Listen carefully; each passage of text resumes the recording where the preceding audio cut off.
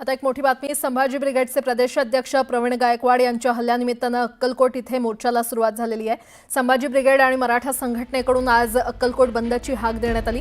अक्कलकोट येथील ST stand ते तहसील कार्यालयापर्यंत हा मोर्चा निघाला आणि प्रवीण गायकवाड यांच्या हल्ल्यातील आरोपींना मोका लागावा या मागणीसाठी मराठा समाज आता आक्रमक झालेला आहे।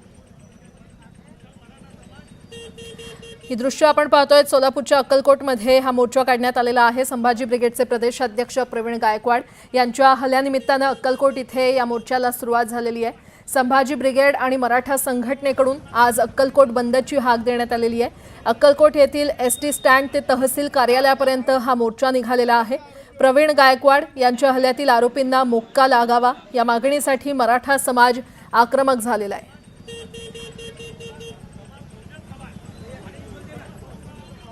तर मराठा संघटनांनी बंदची हाक दिलेली आहे। गायकवाड यांच्यावरील हल्ल्याचा निषेध करण्यात येतोय।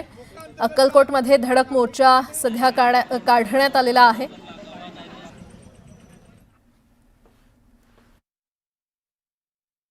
संभाजी ब्रिगेडचे प्रदेशाध्यक्ष प्रवीण गायकवाड यांच्या हल्ल्याच्या निमित्ताने अक्कलकोट बंदची हाक दिल्यानंतर आज मराठा समाजाकडून अशा प्रकारे भव्य असा मोर्चा काढण्यात आलेला आहे। अक्कलकोट एसटी स्टँड पासून ते तहसील कार्यालयापर्यंत हा मोर्चा निघणार आहे। या मोर्चामध्ये सर्व पक्षीय नेते असतील किंवा मंडळी असतील सहभागी झाले चित्र आपल्याला या ठिकाणी दिसत आहे। अक्कलकोट येथे रविवारी प्रवीण गायकवाड यांच्यावर हल्ला झाल्यानंतर या ठिकाणी हल्ल्याच्या निषेधार्थ मोठ्या प्रमाणावर मराठा समाज असेल किंवा संभाजी ब्रिगेड असेल हे उतरलेलं पाहायला मिळत आहे। काय सांगाल, कशा पद्धतीचा हा निषेध आहे?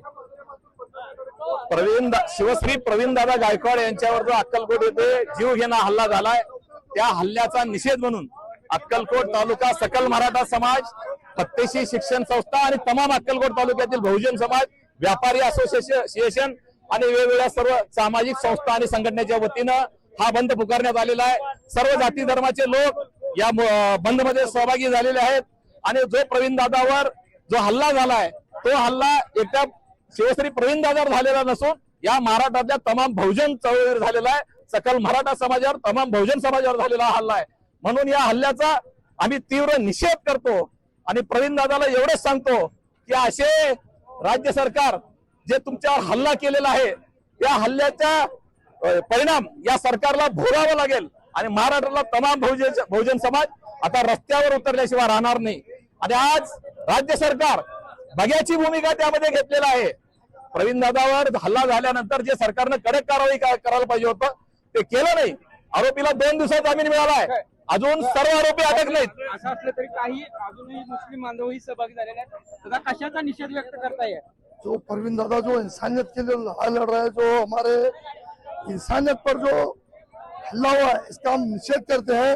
और आज जो अक्कलकोट जो बंद है उसकी वजह है 17 पगड़ी जात के लोग जो भाईचारा खत्म करने के लिए उनके ऊपर जो हल्ला किया गया उसके बारे में निषेध कर हम लोग शामिल हुए। दादा, कुठेतरी प्रवीण दादांच्यावर हल्ला झालेला आहे, मोका अंतर्गत कारवाई करण्याची मागणी करताय, असं काय वाटतं? काल जामीन मिळालाय। हा हल्ला मुळात सरकारचा हेतुपुरस्पर हल्ला आहे, ठरवून हा हल्ला करण्यात आलेला आहे आणि पहिल्यापासून सरकार या कटात सहभागी असल्यामुळे येथील पोलीस प्रशासन सुद्धा आरोपीला आटोकाट वाचवण्याचा प्रयत्न करत आहेत। मुळात या आरोपीची सीडीआर चौकशी व्हायला पाहिजे, सीडीआर चौकशी व्हायला पाहिजे। अनेक आरोपी मोकाट फिरत आहेत, फक्त 2 आरोपीवर कारवाई करण्यात आलेली आहे। बाकीचे जे आरोपी आहेत ते अक्कलकोट मध्ये आहेत आणि त्यांना स्थानिक आमदाराचं पाठबळ आहे। म्हणून हा हल्ला सरकार पुरस्कृत सुनियोजित हल्ला होता। 3 दिवस हे हल्लेखोर या अक्कलकोट मध्ये रेकी करत होते।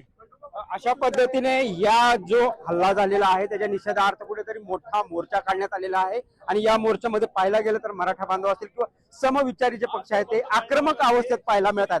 प्रीतम पंडित, न्यूज 18 लोकमत, अक्कलकोट।